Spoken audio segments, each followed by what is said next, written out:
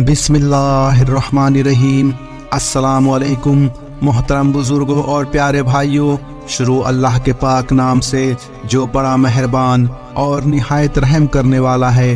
ناظرین، اللہ تعالیٰ کا اس پر جتنا شکر ادا کیا جائے کم ہے کہ اس نے اپنے فضل و کرم سے ہمیں رمضان مبارک عطا فرمایا اور اس مہینے کی برکتوں سے ہمیں نوازا اور اس میں روزے رکھنے اور تراویح پڑھنے کی توفیق عطا فرمائی، اور پھر اس مبارک مہینے کے خاتمے پر اس مہینے کے انوار و برکتوں سے لطف اندوز ہونے کی خوشی میں عید الفطر عطا فرمائی۔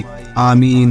حدیث شریف میں جناب صلی اللہ علیہ وسلم نے ارشاد فرمایا، ترجمہ یعنی اللہ تعالیٰ نے روزے دار کے لیے دو خوشیاں رکھی ہیں، ایک خوشی وہ ہے جو افطار کے وقت حاصل ہوتی ہے اور دوسری خوشی اس وقت حاصل ہوگی جب وہ قیامت کے روز اپنے پروردگار سے جا کر ملاقات کرے گا۔ اصل خوشی تو وہی ہے جو آخرت میں اللہ تعالیٰ سے ملاقات کے وقت نصیب ہوگی انشاءاللہ۔ اللہ تعالیٰ ہر ایمان والے کو یہ خوشی عطا فرمائے، آمین۔ لیکن اس آخرت کی خوشی کی تھوڑی سی جھلک اللہ تعالیٰ نے اس دنیا میں بھی رکھ دی ہے۔ یہ وہ خوشی ہے جو افطار کے سمے حاصل ہوتی ہے۔ پھر یہ افطار دو قسم کے ہیں، ایک افطار وہ ہے جو روزانہ روزہ کھولتے وقت ہوتا ہے۔ اس افطار کے وقت ہر روزے دار کو خوشی حاصل ہوتی ہے۔ دیکھیے، سارے سال کھانے پینے میں اتنا مزہ اور اتنی خوشی حاصل نہیں ہوتی جو مزہ اور خوشی رمضان مبارک کے افطار کے وقت حاصل ہوتی ہے۔ بہرحال یہ عید الفطر خوشی منانے کا اور اسلامی تہوار کا پہلا دن ہے۔ حدیث میں اس کو انعام کا دن بھی قرار دیا گیا ہے، یعنی اللہ تعالیٰ کی طرف سے پورے مہینے کی عبادتوں پر ایمان دیے جانے کا دن ہے جو مغفرت کی شکل میں دیا جاتا ہے۔ چونکہ ایک حدیث میں نبی کریم صلی اللہ علیہ وسلم ارشاد فرماتے ہیں کہ جب رمضان مبارک کا مہینہ گزر جانے کے بعد عید کا دن آتا ہے تو اللہ تعالیٰ ایمان والوں کی طرف اشارہ کر کے فرشتوں پر فخر فرماتے ہیں۔ اللہ تعالیٰ اس لیے فخر فرماتے ہیں کہ جب حضرت آدم علیہ السلام کو پیدا کیا جا رہا تھا تو ان فرشتوں نے اعتراض کیا تھا اور اللہ تعالیٰ سے عرض کیا تھا کہ آپ مٹی کے اس پتلے کو پیدا کر رہے ہیں جو زمین پر جا کر فساد پھیلائے گا اور خون بہائے گا اور ایک دوسرے کے گلے کاٹے گا، اور ہم آپ کی پاکی اور تعریف بیان کرنے کے لیے کافی ہیں۔ جواب میں اللہ تعالیٰ نے ارشاد فرمایا، میں اس مخلوق کے بارے میں وہ باتیں جانتا ہوں جو تم نہیں جانتے۔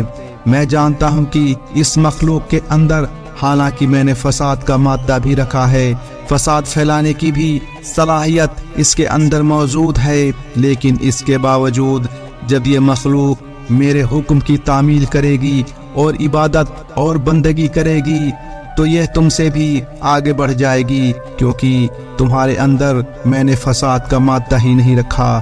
چنانچہ اگر تم گناہ کرنا بھی چاہو تو گناہ نہیں کر سکتے، نہ تم کو بھوک لگتی ہے، نہ تم کو پیاس لگتی ہے، نہ تمہارے دل میں جسمانی اور نفسانی خواہشیں پیدا ہوتی ہیں۔ تمہیں تو صرف اسی لیے پیدا کیا ہے کہ بس اللہ اللہ کرتے رہو اور اللہ تعالیٰ کے حکم کی تعمیل کرتے رہو، لیکن اس انسان کو بھوک بھی لگے گی، پیاس بھی لگے گی، جسمانی اچھائیں بھی پیدا ہوں گی، اور جب میں اس مخلوق سے کہہ دوں گا کہ مت کھانا، جب میں اس سے کہہ دوں گا کہ مت پینا، تو اس حکم کے نتیجے میں انسان سارا دن اس طرح گزار دے گا، اندر سے پیاس لگ رہی ہوگی، فریز میں ٹھنڈا پانی موجود ہوگا، کمرے میں کوئی دوسرا انسان دیکھنے والا نہیں ہوگا، لیکن اس کے باوجود صرف وہ میرے ڈر سے اور میری بڑائی کے خیال سے اور میرے حکم کے پالن میں اپنے ہونٹوں کو خشک کیے ہوگا۔ اس صفت کی وجہ سے یہ انسان تم سے بھی آگے بڑھ جائے گا बहरहाल ईद उल फित्र के दिन जब मुसलमान ईदगाह में जमा होते हैं तो अल्लाह ताला उन्हीं फरिश्तों के सामने जिन्होंने एतराज किया था फख्र करते हुए फरमाते हैं कि ऐ मेरे फरिश्तों, ये है मेरे बंदे जो इबादत में लगे हुए हैं, और बताओ कि जो मजदूर अपना काम पूरा कर ले उसको क्या सिला मिलना चाहिए। जवाब में फरिश्ते फरमाते हैं कि जो मजदूर अपना काम पूरा कर ले उसका सिला यह है कि उसको उसकी पूरी मजदूरी दे दी जाए, उसमें कोई कमी ना की जाए। अल्लाह ताला फिर फरिश्तों से फरमाते हैं कि ये मेरे बंदे हैं, मैंने रमज़ान के महीने में इनके जिम में एक काम लगाया था कि रोज़े रखें और मेरी खातिर खाना पीना छोड़ दें और अपनी ख्वाहिशों को छोड़ दें।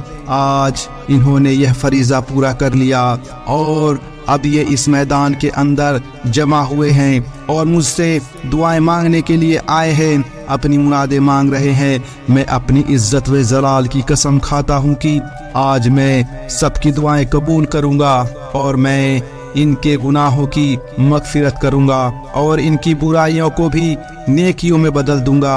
चुनांचे हदीस शरीफ में आता है कि जब रोज़ेदार ईदगाह से वापस जाते हैं तो इस हालत में जाते हैं कि उनकी मगफिरत हो चुकी होती है। यह कोई मामूली इनाम नहीं है कि अल्लाह ताला पूरे मजमे की मगफिरत फरमा देते हैं। इसी वजह से हुजूर सल्लल्लाहु अलैहि वसल्लम ने ईद की नमाज के लिए इस बात को सुन्नत करार दिया कि मुसलमान बड़ी से बड़ी तादाद में खुले मैदान में जमा हो और मजमा खूब ज्यादा हो, क्योंकि मजमा जब बड़ा होगा तो उस मजमे में ना जाने किस अल्लाह के बंदे की बरकत से अल्लाह ताला पूरे मजमे पर फजल फरमा दे। अल्लाह ताला की शान रहीमी तो ऐसी है कि अगरचे इनाम के हकदार तो कुछ अफराद होते हैं जिन्होंने सही मायने में अल्लाह ताला की बंदगी की थी, लेकिन जब अल्लाह ताला अपने नेक बंदों को अपनी रहमत से नवाजते हैं तो हम जैसे नाकारा भी अगर वहाँ मौजूद हो तो अल्लाह ताला यह फरमाते हैं कि इन कुछ अफराद की तो मगफिरत कर दूं और बाकी लोगों की ना करूं। ये मेरी रहमत से बईद है, इसीलिए सबको अपने फजलो करम से नवाज देते हैं।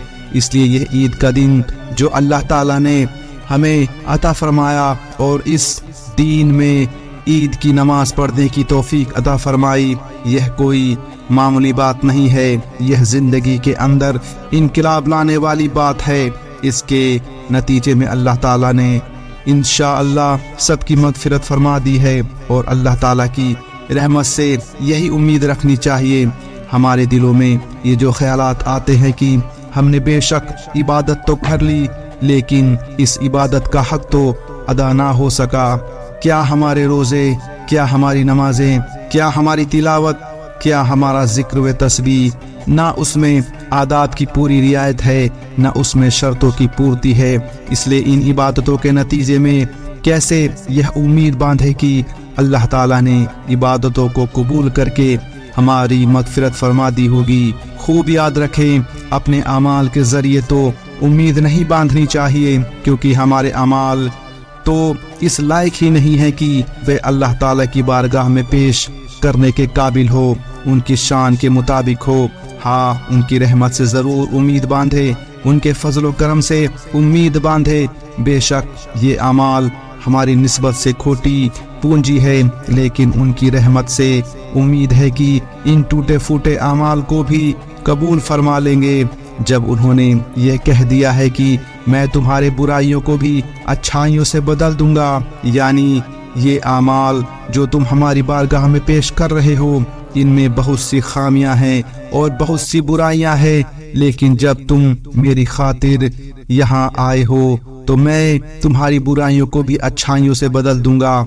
इसलिए हर मोमिन को यह उम्मीद रखनी चाहिए कि इस रमज़ान में मेरी मगफिरत हो गई, इसलिए कि जब उन्होंने मगफिरत का वायदा किया है तो ज़रूर कर दी है। अल्लाह ताला से दुआ है कि अल्लाह हम सब की इस रमज़ान में मगफिरत फरमा दे और हमारी टूटी फूटी इबादतों को कबूल फरमा ले। आमीन। پیارے دوستو آج کے لیے بس اتنا ہی.